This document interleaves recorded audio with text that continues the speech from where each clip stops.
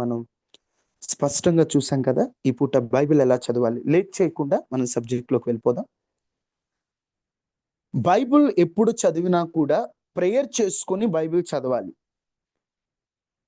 ప్రార్థన చేసుకోవడం ద్వారా దేవుడు మన మనోనేత్రాలు తెరుస్తాడు. బైబిల్ అక్షరానుసారంగా కాక ఆత్మానుసారంగా మనం చదవగలుగుతాం. నిన్న చెప్పాను, బైబిల్ ఇన్ఫర్మేషన్ కోసం కాదు, ట్రాన్స్ఫర్మేషన్ కోసం చదవాలి. బైబిల్ చదువుతున్నప్పుడు కంపల్సరీ ప్రేయర్ చేసుకోవడం అనేటువంటిది అవసరం. భక్తుడు కూడా ఒక మాట అంటాడు, నీ ధర్మశాస్త్రంలోని ఆశ్చర్యకరమైన సంగతులు చూచునట్లు నా కన్నులు తెరువు తెరువు అంటారు. అంటే నీ వాక్యములో ఉన్నటువంటి ఆశ్చర్యకరమైనవి అక్షరానుసారంగా చదివారు, ఏదో చదువుకుంటూ వెళ్ళిపోయారు అనుకో, వాళ్ళకి అనిపిస్తుంది ఏముందిరా దీంట్లో అనిపిస్తుంది. కానీ ఆత్మానుసారంగా చదివిన వాళ్ళకి ఆ మాటలో ఉన్న పవర్, ఆ మాటలో ఉన్న శక్తిని వాళ్ళు తెలుసుకున్నారంటే, వాహవా ఎంత బాగుంది ఈ వాక్యంలో మాట అని వారు ఆ ఆశ్చర్యకరమైన సంగతులు చూడగలుగుతారు. అందుకనే బైబిల్ ఎప్పుడు చదివినా కూడా ప్రేయర్ చేసుకొని చదవాలి. ప్రేయర్ చేసుకొని చదవాలని చెప్తున్నారు. అసలు ఈ బైబిల్ని ఎలా చదివితే అర్థమవుతుంది? అసలు ఈ బైబిల్లో ఉన్న 66 పుస్తకాలు మనకేమి నేర్పిస్తున్నాయి? మొదటిగా మీరు ప్రేయర్ చేసుకొని చదవండి. రెండవదిగా ఇది దేవుని మాట, ఇది మనుషులు ఏదో వాళ్ళకి మనసు కనిపించింది రాసింది కాదు, ఇది దేవుని మాట అని గుర్తుపెట్టుకొని బైబిల్ చదవాలి. ఎందుకంటే ఊహలలో నుండి పుట్టలేదు వాక్యము, ఏదో చేతికి బాగుంది రాసుకుంటూ వెళ్ళిపోలేదు, మనసు కనిపించింది ఏదో చెప్పుకుంటూ వెళ్ళిపోలేదు. కానీ దేవుని ఆత్మ ప్రేరేపణతో వ్రాయబడింది. 40 మంది రాసిన, ఒక చోట జరిగింది, మరొక చోట జరిగింది, రెండింటిని కలిపి మన వాక్యంలో చెబుతున్నామంటే రాసింది 40 మంది అయినా రాయించింది మాత్రం ఒక్కడే, పరిశుద్ధాత్మ దేవుడు. ఈ బైబిల్ మీరు చదివేటప్పుడు ప్రాముఖ్యంగా మీరు తెలుసుకోవాల్సింది ఏంటంటే, బైబిల్ మనకు కనిపిస్తున్నటువంటి ఈ బైబిల్ ఎలా చదవాలి అని మీకు అర్థం కావాలంటే చదివే విధానాలు తెలియాలి. ఒక 3 ఫార్ములాస్ చెప్తాను. ఈ 3 ఫార్ములాస్తో పాటు ఇంకొన్ని విషయాలు మీకు చెప్తాను, మీరు జాగ్రత్తగా వినండి. బైబిల్ ఎలా చదవాలో 3 ఫార్ములాస్ చెప్తున్నాను. మొదటి ఫార్ములా ఆల్రెడీ మీకు చెప్పాను, కానీ పాయింట్ వైజ్గా రాసుకోండి. వాక్యాన్ని చదివే ముందు, ఫార్ములాస్ కూడా 2 రకాలుగా చెప్తాను, ఇది మొదటి రకం ఫార్ములాస్. ఇవి వాక్యాన్ని చదివే ముందు ప్రార్థన చేసుకుని ఆ తర్వాత వాక్యాన్ని చదవడం ప్రారంభించాలి. రెండవదిగా, మీరు వాక్యాన్ని చదివేటప్పుడు ఎప్పుడూ కూడా ఇది దైవ గ్రంథం, ఇది దేవుడిది, దేవుడు చెప్పాడు అని గ్రహించి చదవాలి. ఏదో నార్మల్ బుక్లా కాకుండా ఇది దేవుని గ్రంథం అని చెప్పి మీరు ఆ గ్రంథం ఇది దేవునిది అని గ్రహించి మీరు చదవాలి. మూడోది, వాక్యాన్ని చదివేటప్పుడు గబగబ చదువుకుంటూ వెళ్ళిపోవటం కాదు, విభజించి చదవాలి. అన్న విభజన అంటున్నావు, ప్రేయర్ చేసుకొని అంటున్నావు, ఏంటి దాని అర్థమో కొంచెం క్లారిటీగా మీకు చెప్తాను. ఇప్పటి నుంచి మీరు క్లారిటీగా వినండి. ఫస్ట్ ఫార్ములా, వాక్యాన్ని చదివేటప్పుడు స్పెక్ మోడ్ అని ఒకటి గుర్తుపెట్టుకోండి. ఏంటది? Spec mode. మీకు అర్థమయ్యేటట్లు చెప్తున్నాను. వాక్యం చదివేటప్పుడు స్పెక్ మోడ్. ఏం మోడ్ ఇది? Spec mode. అందరూ చెప్పండి, ఏంటి ఫార్ములా? స్పెక్ మోడ్ అని మాట పలకండి ఒకసారి అందరూ. Spec mode. ఏంటన్నా స్పెక్ మోడ్ అంటున్నావు?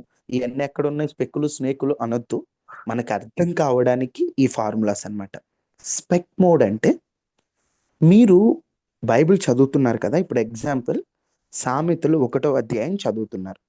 1వ అధ్యాయం చదివేటప్పుడు ఇదొక ఫార్ములా. ఎలా అంటే, ఆ మొదటి వచనం చదివినప్పుడు ఈ వచనం ఎస్ సిన్ టు అవాయిడ్ అంటే, ఆ వచనాన్ని చదవటం ద్వారా ఆ వచనంలో ఎవరైనా పాపం చేశారా, వాళ్ళు గనక చేస్తే వాళ్ళలాగా మనం చేయకూడదు, వాళ్ళు తప్పించుకుంటే వాళ్ళలాగా తప్పించుకోవాలి. అంటే పరిశుద్ధతకై ఈ వచనం ఎలా యూజ్ అవుతుంది అని మనం ఫస్ట్ చూడాలి. అర్థమవుతుందా? ఫస్ట్ స్పెక్ మోడ్ అంటే, ఎస్ అంటే సిన్ టు అవాయిడ్ అంటే పరిశుద్ధతకై ఈ మాట ఎలా ఉపయోగపడుతుంది? పాపం నుండి దూరంగా వెళ్ళాలంటే ఈ మాట ఎలా యూజ్ అవుతుంది అంటే, సిన్ టు అవాయిడ్. ఇప్పుడు ఎగ్జాంపుల్, మీరే సామెతలు 2వ అధ్యాయము 2వ వచనం చదివారు అనుకుందాం. ఉదాహరణ చదవండి, సామెతలు 2వ అధ్యాయం 2వ వచనం.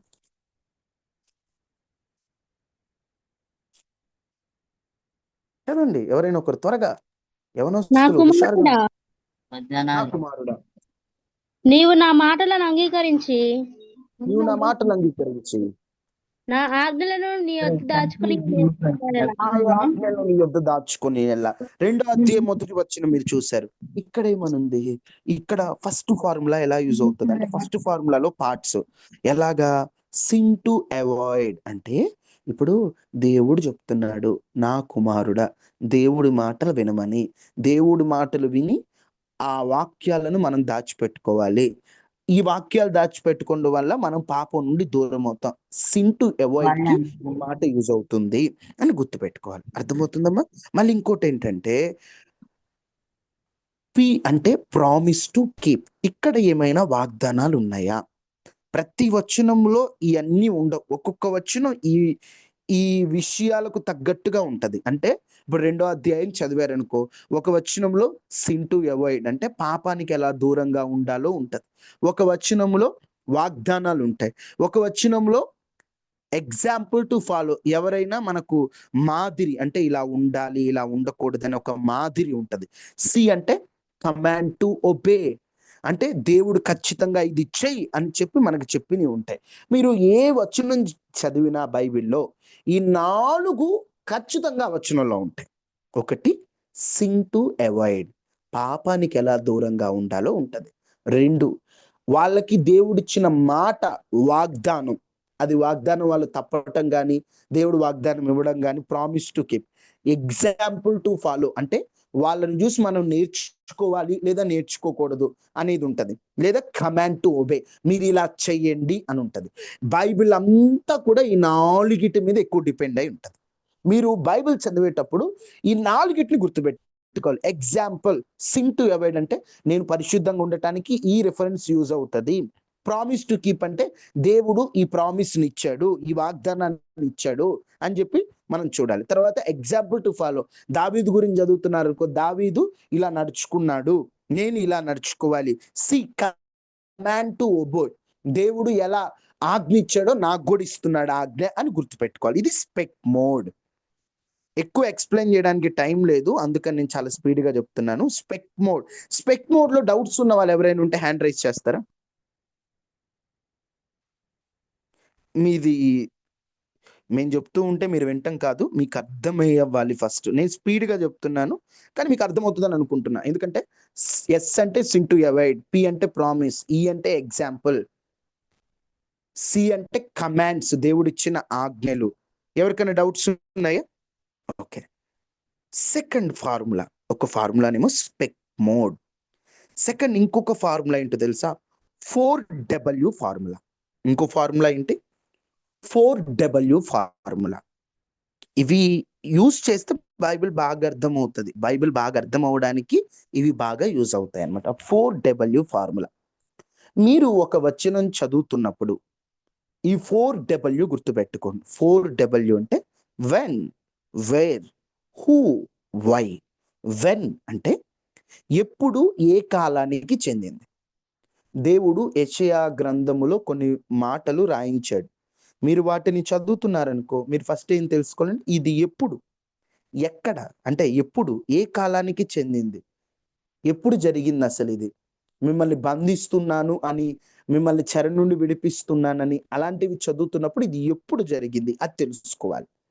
మీకు బైబిల్లో యెషయా, ఇర్మియా, ప్రవక్త గ్రంథాలు ఇవి మీకు ఎందుకు కొంతమందికి అర్థం కావట్లేదంటే, మీరు అది ఎప్పుడు జరిగిందో మీకు అర్థం చేసుకోవట్ల. మీరు ఖచ్చితంగా ఒక పుస్తకం చదువుతున్నప్పుడు అది ఎప్పుడు, ఏ కాలానికి చెందిందో తెలుసుకొని చదవాలి. ఇర్మియా పుస్తకం ఏ కాలానికి చెందింది, డానియల్ పుస్తకం ఏ కాలానికి చెందింది, అలా తెలుసుకోవాలి. వెన్, వేర్ అది ఎక్కడ జరిగింది అంటే, ఎగ్జాంపుల్ యెరూషలేములో జరిగిందా, దావీదు ఇంట్లో జరిగిందా, ఎక్కడ జరిగింది, ఇక్కడ ఎక్కడ జరిగింది, ఏ సిచ్యువేషన్ లో జరిగింది. వేర్ గుర్తుపెట్టుకో. హూ, ఎవరు ఎవరితో చెప్పారు. అక్కడ ఆ వచనంలో ఎవరు ఎవరితో చెప్పారు? కొంతమంది బైబిల్ తెరిచి ఈ వచనం నాకే అనేస్తారు. అసలు అక్కడ ఎవరు ఎవరితో చెప్పారు? ప్రతి వాగ్దానానికి ముందు దేవుడు కొన్ని కండిషన్స్ ఇస్తాడు. అది ఎవరికి చెప్పాడు? తర్వాత వై, ఎందుకు అక్కడ అలా రాయబడింది? వెన్, వేర్, హూ, వై, ఈ 4 ఫార్ములాస్ యూస్ చేసుకోండి, మీకు బైబిల్ బాగా అర్థమవుతుంది. అంటే ఒకటి చదువుతున్నప్పుడు ఇది ఎప్పుడు జరిగింది, ఎక్కడ జరిగింది, ఎవరెవరితో చెప్పారు, ఎందుకు చెప్పారు, అప్పుడు మీకు ఇంకా బాగా అర్థమవుతుంది అనమాట. ఇది 4W ఫార్ములా అన్న ఫార్ములాలు చెప్పావు. కానీ మాకు ఇంకా బైబిల్ అర్థం కావాలంటే మేము ఏం చదవాలి? మీకు ఇంకా కొంచెం క్లారిటీగా చెప్తాను. మీరు బైబిల్ అంతటిని కూడా ఒక 10 పార్ట్స్గా చేశారంటే 10 పార్ట్స్గా చేశారంటే బైబిల్ 66 పుస్తకాలను కూడా 10 భాగాలు చేస్తే, మొదటిది ఆది కాలము. అంటే మీరు బైబిల్ తెరిచినప్పుడు మీకు ఆది కాండం కనిపిస్తుంది కదా. ఆది కాండం అంటే మొదట్లో ఏం జరిగిందో, సృష్టి ఆరంభంలో జరిగిన విషయాలన్నీ ఆది కాండంలో రాయబడి ఉంటాయి. అక్కడ దేవుడు ఎలా చేశాడు, మనుషులు ఎలా భూమి మీదకి వచ్చారో అవన్నీ కూడా ఆది కాండంలో ఉంటాయి. మీరు అలా చదువుకుంటూ వెళ్తుంటే అబ్రహాము ఒక ఆయన వస్తాడు. అక్కడున్న వాళ్ళందరూ పాపం చేస్తే ఆయన నీతిగా ఉంటాడు. తర్వాత మిగతా వాళ్ళందరూ పాపాలు చేస్తుంటే అలా అబ్రహాము ఆయన కుమారులు మాత్రం నీతిగా ఉంటారు. వాళ్ళ పిల్లలు పిల్లలు పిల్లలు పిల్లలు కూడా ఒక దేశంలో బానిసలుగా ఉంటారు. వాళ్ళని దేవుడు విడిపించడానికి నాయకులను ఏర్పాటు చేసుకుంటారు. ఆ మొదటి నాయకుడే మోషే. మోషే దగ్గర నుంచి ఉన్న కాలాన్ని నాయకుల కాలం అంటారు. అర్థమవుతుందా? మోషే ముందు అంటే నాయకులు ముందు ఉన్న కాలమేమో ఆది కాలం, తర్వాత నాయకుల కాలం. మోషే వాళ్ళందరినీ కనానుకు నాయకుడిగా ఉండి మోషే యెహోషువ నడిపిస్తారు. నడిపించినాక మాకు నాయకులు వద్దు, మాకు అన్యాయాలు జరుగుతున్నాయి, న్యాయం చెప్పే న్యాయాధిపతులు కావాలి అంటారు. అది న్యాయాధిపతుల గ్రంథం. ఆది కాండమంతా కూడా ఆది కాలము, నిర్గమకాండము, లేవియా కాండము, సంఖ్యాకాండము, ద్వితీయోపదేశ కాండము, ఈ మిగతా 4 ఖండాలు నాయకుల కాలము. యెహోషువ వరకు నాయకుల కాలము. ఈ 5 నాయకుల కాలం. మొదటిది ఆది కాలము, నిర్గమ నుండి యెహోషువ వరకు నాయకుల కాలం. అక్కడ నాయకులు కనిపిస్తారు. మోషే, యెహోషువ వాళ్ళందరినీ ఎలా నడిపించారు. వాళ్ళేమో ఈజిప్ట్ లో ఉంటారనమాట. ఈజిప్ట్ లో ఉన్న వీళ్ళందరినీ కూడా కనాన్ అనే ప్లేస్ కి నడిపించారు. కనాన్ అనే ప్లేసు దేవుడు అబ్రహాముకి ఇస్తానని చెప్పిన ప్లేసు. వాళ్ళ తాతకు చెప్పిన ప్లేస్ కి మునుమన సంతానం అంతా వెళ్తున్నారు. అది నాయకుల కాలం. అర్థమవుతుందమ్మా? మూడవది న్యాయాధిపతుల కాలం. ఏ కాలం మూడవది? న్యాయాధిపతుల కాలం. అంటే నాయకులు తర్వాత న్యాయాధిపతులు కావాలి. ఇది న్యాయాధిపతుల గ్రంథంలో ఉంటదన్నమాట. ఇక న్యాయాధిపతులు అక్కడ మీకు చాలా మంది కనిపిస్తారు. సంసోన్ ఒక న్యాయాధిపతి, యెఫ్తా ఉంటాడు. ఇవన్నీ న్యాయాధిపతుల గ్రంథంలో జనాలు పాపాలు చేస్తూ ఉంటారు. దేవుడు కోపం వచ్చి వేరే వాళ్ళకి అప్పగిస్తుంటాడు. అప్పుడు న్యాయాధిపతులు ఉండి వాళ్ళకి న్యాయం చెబుతా ఉంటారనమాట. అది న్యాయాధిపతుల కాలం. మొదటి సమూయేలు గ్రంథం దాదాపుగా 14 అధ్యాయం వరకు లేదా 12 అంతవరకు కూడా అది న్యాయాధిపతుల కాలం. ఆ తర్వాత నుండి ఉన్న కాలమే ఐక్యరాజ్య కాలం. ఐక్యరాజ్య కాలం అంటే ఏంటన్నా, మొత్తము యాకోబుకి 12 మంది పిల్లలు. ఆ 12 మంది అలా 12 గోత్రాలు అవుతారు. వాళ్ళే జనాభా అవుతారు. ఆ 12 గోత్రాలకి ఒక రాజు ఉంటాడు. ఆ రాజు ఆ రాజ్యం అంతని పరిపాలిస్తాడు. అది ఐక్యరాజ్య కాలము. మొదట సౌలు రాజు, తర్వాత దావీదు రాజు, తర్వాత సొలొమోను రాజు. వీళ్ళ ముగ్గురు రాజులు ఐక్య రాజులు అనమాట. తర్వాత 12 గోత్రాలు అన్నాను కదా, వీళ్ళు విడిపోతారనమాట. 10 గోత్రాలేమో ఇజ్రాయేలీయులుగా విడిపోతారు. 2 గోత్రాలు యూదా గోత్రాలుగా విడిపోతారు. ఆ విడిపోయిన 10 గోత్రాలకు ఇజ్రాయేలు రాజు, విడిపోయిన 2 గోత్రాలకు యూదా రాజు, విడిపోయిన 2 గోత్రాలు యూదా, బెన్యామీను అనే గోత్రాలు. ఆ 10 ఏమో మేము ఇజ్రాయేలీలు అని పక్కకి వెళ్ళిపోయారు, మేము యూదులు అని పక్కకి వెళ్ళిపోయారు. డిఫరెన్స్ అర్థమవుతుందా? ఇజ్రాయేలీలకి యూదులకి. అక్కడి నుండి వేరువేరుగా రాజులు స్టార్ట్ అవుతారు. అది విభాగపు రాజ్యకాలం. ఐక్యరాజ్య కాలంలో ఎంతమంది రాజులు ఉన్నారు? ఐక్యరాజ్య కాలంలో ఎంతమంది రాజులు ఉన్నారు? ముగ్గురు ఉన్నారు. Very good. తర్వాత విభాగపు రాజ్య కాలంలో చాలా మంది ఉన్నారు. చాలా మంది ఇజ్రాయేలులకు రాజులు వేరు, యూదులకు రాజులు వేరు, అలా ఉన్నారు. తర్వాత శత్రువులు వచ్చి కొంతకాలం వీరందరినీ చెరలోకి తీసుకెళ్తారు. ఆ కాలమే చెరకాలం. ఆ చెరకాలంలో రాయబడి ఉంటాయి యెషయాలు, ఇర్మియాలు ప్రవచన గ్రంథాలు. ఆ చెరలో నుండి బయటకు వచ్చాక ఒక 400 సంవత్సరాలు సైలెంట్ గా ఉంటది. అది చెర అనంతర కాలం. అర్థమవుతుందా? చెర అనంతర కాలం అంటే వాళ్ళందరినీ శత్రువులు వచ్చి బంధించి తీసుకెళ్తారు. మనల్ని గనక బ్రిటిష్ వాళ్ళు బంధించినట్టు వాళ్ళని తీసుకొని వెళ్ళిపోయేవాళ్ళు. ఆ చెరకాలం ఒకటి, చెర అనంతర కాలం ఒకటి. ఆ తర్వాత యేసు ప్రభు కాలం. ఆ తరువాత యేసు ప్రభు వెళ్ళిపోయిన తర్వాత అపోస్తులుల సేవ, వాళ్ళ కాలం. అంటే మీరు అపోస్తుల కార్యములు ఇవన్నీ కూడా ఎక్కడ ఉంటాయంటే ప్రవక్తల గ్రంథాలు అయిపోయినాక యేసు ప్రభు గురించి 4 సువార్తలు ఉంటాయి. మత్తయి, మార్కు, లూకా, యోహాను అని. అది యేసు ప్రభు కాలం. తర్వాత అయిపోయినాక యేసు ప్రభుకు 12 మంది శిష్యులు ఉంటారు. ఆ 12 మందిలో ఒకడు మోసం చేస్తాడు. ఇక 11 మందిలో ఇంకొంతమంది జాయిన్ అయ్యి వాళ్ళది అపోస్తులుల కాలం. అది అయిపోయిన తర్వాతది భవిష్యత్ కాలం. ఇది బైబిల్ని విభజిస్తాయి. ఇప్పుడు అపోస్తులు పత్రికలు, యూదా పత్రిక, యూదా పత్రిక వరకు ఇది అపోస్తులు సేవ మరియు పత్రికల కాలం. ఆ తర్వాత ప్రకటన గ్రంథం భవిష్యత్ కాలం. ఇవి 66 పుస్తకాలని డివైడ్ చేస్తే ఆది కాండం ఉన్నది ఆది కాలం. తర్వాత నిర్గమాకాండం నుంచి యెహోషువ వరకు ఉన్నది నాయకుల కాలం. న్యాయాధిపతుల గ్రంథం నుండి మొదటి సమూయేలు మధ్య అధ్యాయం వరకు ఉన్నది న్యాయాధిపతుల కాలం. ఆ తర్వాత రెహబాం అని ఆయన రాజు అవ్వకముందు అంటే మొదటి రాజుల గ్రంథంలో కొన్ని అధ్యాయాల వరకు ఉన్నది ఐక్యరాజ్యకాలం. ఆ తర్వాత విభాగపు రాజ్యకాలం. ఆ తర్వాత ఎజ్రా, నెహెమ్యా వీళ్ళ కాలం చెరకాలం. ఈ కీర్తనలు అనేవి అక్కడ జరిగిన కొన్ని పత్రికలు, అంటే అక్కడ జరిగిన కొన్ని విషయాలు, సారీ పత్రికలు కాదు, ప్రవచన పుస్తకాలు వాళ్ళకి చెప్పినవన్నీ వేరువేరుగా రాశారనమాట. ఇప్పుడు ఎస్తేరు వరకు, ఎస్తేరు, యోబు. ఇప్పుడు మీకు ఒక విషయం చెప్పాలంటే యోబు కాలం అనేటువంటిది మనం అనుకుంటాం ఎస్తేరు తర్వాత జరగలేదు. సృష్టిలో అబ్రహాము కంటే ముందున్న కాలంలోనే యోబు అనే ఒక ఆయన గురించి సపరేట్ గా రాయబడింది. అలా ఎస్తేరు తర్వాత పెట్టారనమాట యోబుది. యోబు కాలం వేరు మళ్ళీ. అది ఆయన అసలు నిజం చెప్పాలంటే ఆది కాలానికి చెందిన వ్యక్తి యోబు.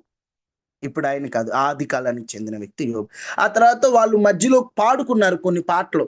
ఆ పాటలకు అన్నిటికీ ఒక ఉండాలని కీర్తనలు పెట్టుకున్నారు. కీర్తనల్లో దావీదు ఒక్కడు పాడిన పాటలే కాదు, ఇంకొంతమంది పాడిన పాటలు కనిపిస్తాయి మనకు, అది కీర్తనలు. తర్వాత వాళ్ళు కొన్ని సామెతలు చెప్పారు, అది సామెతలు. తర్వాత సొలొమోను కొన్ని చెప్పాడు, అది ప్రసంగం. అలా అలా వాళ్ళు కొన్ని పాడుకున్న పరమ గీతాలని. తర్వాత చెర అనంతర కాలం, చెరకాలంలో వాళ్ళకి ప్రవచనాలు చెప్పారు, అవి ప్రవక్తల కాలం. అదే అయిపోయినాక సువార్తలు యేసు ప్రభు కాలం. అదైన తర్వాత అపోస్తుల కార్యాలు, అయిన తర్వాత పత్రికలు, ఆ తర్వాత భవిష్యత్ కాలం అంటే ప్రకటన గ్రంథం. ఇవి బైబిల్లో మీకు ఇంకా క్లారిటీగా అర్థం అవ్వాలంటే, ఇంకా ఇంకా మీకు ఇంకా క్లారిటీగా అర్థం అవ్వాలి బైబిల్ అంటే, యుగాలు అని కూడా ఉంటదన్నమాట. ఇది మీకు అర్థమైనంత వరకు అర్థం చేసుకోండి. యుగాలు ఇప్పుడు యుగములు అంటారు చూడు, ఇది ఈ పలానా యుగం, ఆ యుగం, యుగం అని, కలియుగం అని అలా హిందువులు మాట్లాడుకుంటారు కదా, వాళ్ళకి వేరు. మనకి యుగాలు 7 యుగాలు ఉంటాయి. ఒకటి నిష్కల్మష యుగం.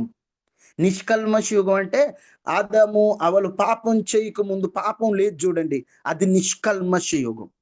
తర్వాత మనిషి పాపం చేశాక మనస్సాక్షి యుగం, మనస్సాక్షి యుగం. తర్వాత మానవ ప్రభుత్వ యుగం, వాగ్దాన యుగం, ధర్మశాస్త్ర యుగం, కృపాయుగం, 1000 ఏండ్ల నీతి రాజయుగం. ఇప్పుడు నేను అడుగుతున్నాను, వీటిని ఎక్స్ప్లెయిన్ చేయడానికి టైం లేదు, మనం ఏ యుగంలో ఉన్నాం?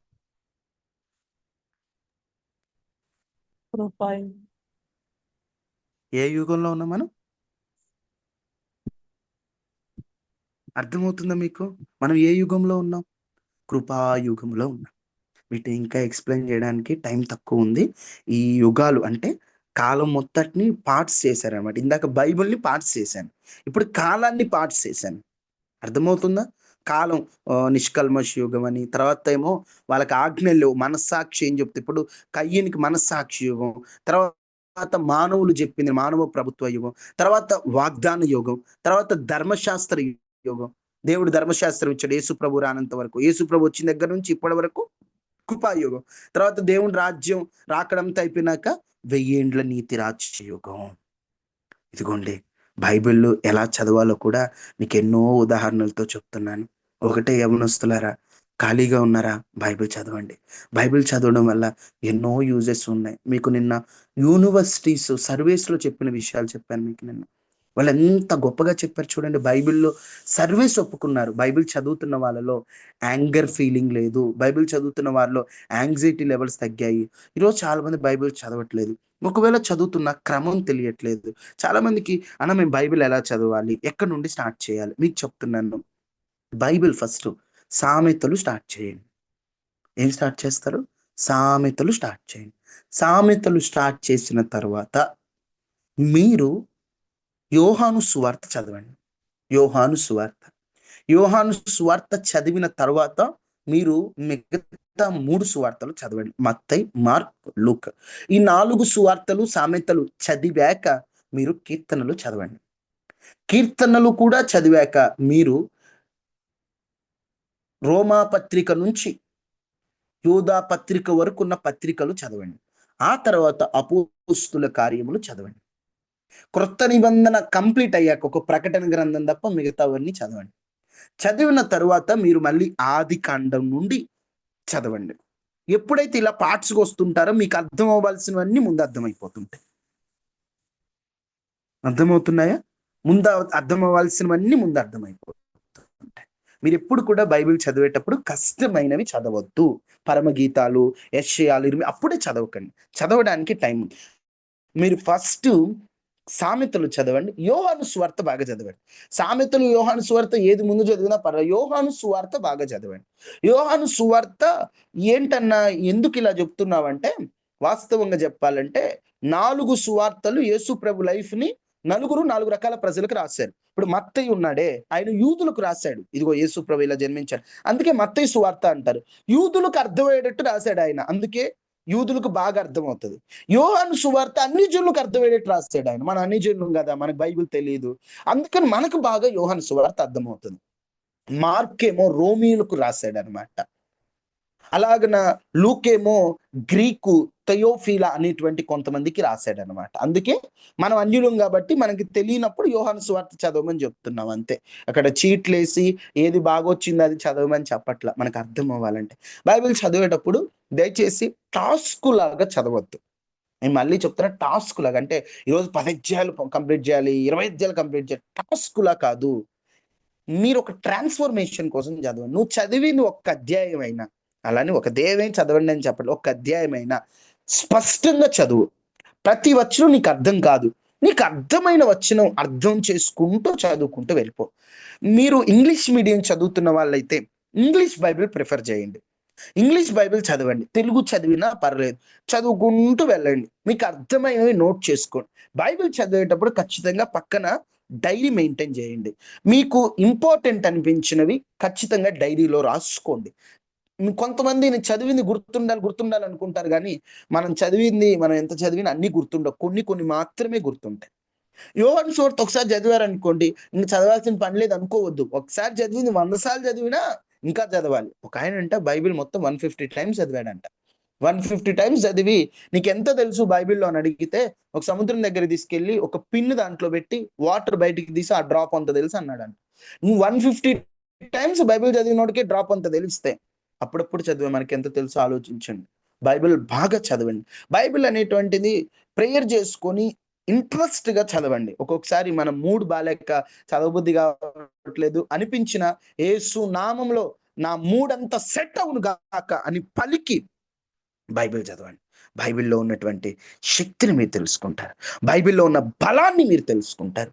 దేవుని వాక్యము సజీవమై బలము కలిగినదై, అది ఎంత సజీవమైందో కదా. దయచేసి బైబిల్ చదవండి. అర్థమవుతుందా? స్పెక్ట్ మోడ్ లో బైబిల్ చదవండి అంటే సిన్ టు అవాయిడ్, పాపం నుండి ఏది దూరం చేస్తుందో ఆ వచనాలన్నీ ఒక దగ్గర గ్యాదర్ చేసుకోండి. దేవుడిచ్చిన వాగ్దానాలు గ్యాదర్ చేసుకోండి. అక్కడ ఎగ్జాంపుల్ మనకి ఏముందో, మాదిరి ఏముందో తీసుకోండి.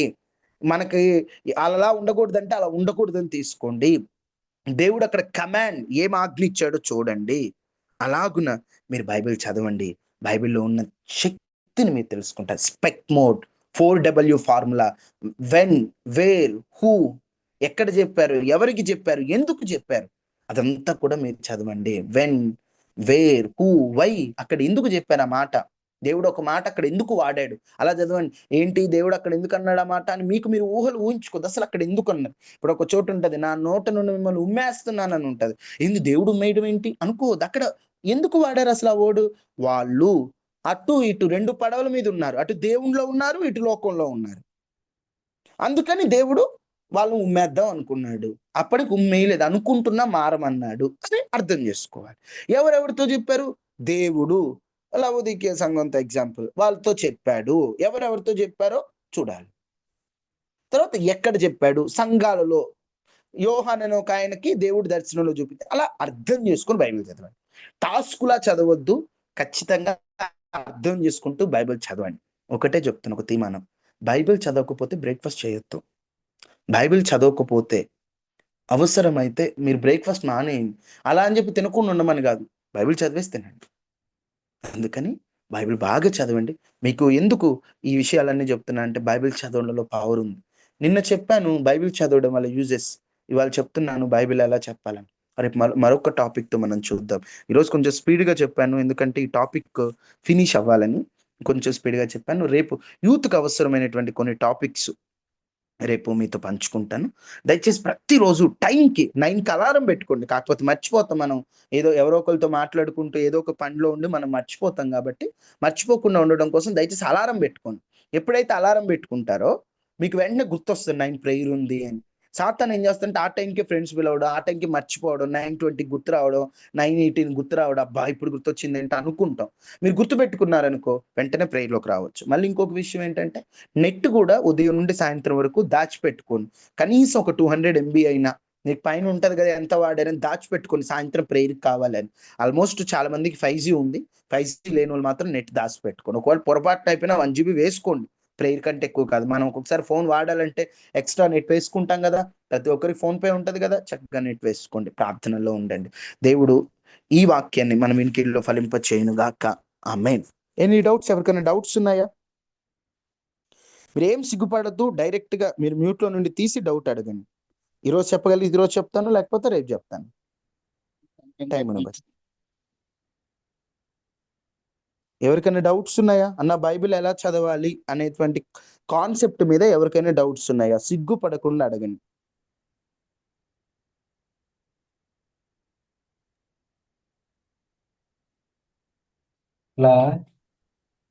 అడగమ్మా. దేవుడు ఒక్కడే కదా, ఇప్పుడు తండ్రి కుమార పరిశుద్ధాత్మ అని అడుగుతున్నాం. ఇప్పుడు యేసు ప్రభుని పరిశుద్ధాత్మ దేవుడే కదా కిందకి పంపించింది, మనం ఆయన ఎందుకు ఆరాధిస్తున్నాం? ఓకే, ఈ కాన్సెప్ట్ మీద ట్రినిటీ అంటే త్రిత్వం అనేటువంటి కాన్సెప్ట్ ని మనం యూత్ క్లాస్ లో, అంటే ఈ సాయంత్రం సెషన్ లో మనం ఒక రోజు చూద్దాం. క్లారిటీగా తండ్రి ఎవరు, కుమారుడు ఎవరు, పరిశుద్ధాత్ముడు ఎవరు, వారు ఒక్కరా ముగ్గురా ఏంటి, ఈ కన్ఫ్యూజన్ కి ఒక రోజు ఆన్సర్ చూద్దాం మనం. ఓకేనా? ఓకే. ఎందుకంటే ఇప్పుడు ఆ సబ్జెక్ట్ చెప్పడం స్టార్ట్ చేస్తే మళ్ళీ ఒక 10:30, 11 అయిపోద్ది. దాన్ని స్పెషల్ గా ఒక రోజు మనం డిస్కస్ చేద్దాం. నన్ను హిందూ హిందూ ఒక క్వశ్చన్ అడిగారన్న, చెప్పమ్మా. ఏం తప్పు చేయకుండా దేవుని సిలువ ఎందుకు వేశారు, ఎందుకని? ఓకే, ఈ క్వశ్చన్ కి ఆన్సర్ మీకు కావాలంటే ఒక రోజు నైట్ సెషన్ లో చెప్తా. అసలు దేవుడు ఎందుకు చనిపోవాల్సి వచ్చింది అంటే, ఇప్పుడు ఆయన్ని చంపేస్తే మనకు పాపాలు పోవడం ఏంటి, అసలు ఏం తప్పు చేయకుండా ఆయన ఎందుకు సిలువేశారు అని ఈ డౌట్ కూడా తమ్ముడు అడిగిన 2 డౌట్స్ నైట్ సెషన్ లో చెప్తాను. 2 డౌట్స్, ఒకటి యేసు ప్రభు మరణం, అసలు ఎందుకు చనిపోవాలి, ఎందుకు చంపేశారు, ఏం తప్పు చేయకుండా ఎందుకు చంపేయాల్సి వచ్చింది, ఈ కాన్సెప్ట్ ని ఇది అందరు తెలుసుకోవాలి. యేసు ప్రభు చచ్చిపోయాడు, నా కోసం చచ్చిపోయాడు, అసలు నీ కోసం చచ్చిపోయాడని ఎలా చెప్తావు, అది తెలుసుకోవాలి ఫస్ట్ మనం. అది ఒక రోజు చూద్దాం. నెక్స్ట్ ట్రినిటీ, త్రిత్వం గురించి ఒక రోజు చూద్దాం. ఇంకెవరికైనా డౌట్స్ ఉన్నాయా?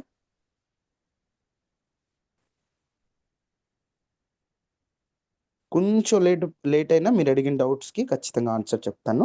అందరూ తలలు వంచండి, ప్రార్థన చేసుకున్నాం.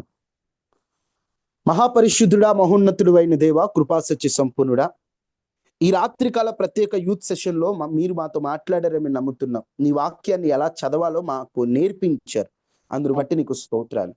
మీరు మాకు ఇచ్చిన జ్ఞానాన్ని బట్టి వందనాలు స్వామి.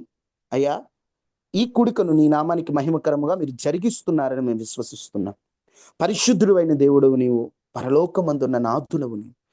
అయ్యా ఈరోజు ప్రభువా తండ్రి, ఈ యవనస్తుల కూడికలో పాల్గొన్న వారందరిని దీవించండి. ప్రతి ఒక్కరు బైబిల్ చదవాలి, ఆ చదువునట్లు వారిని ప్రేరేపించమని.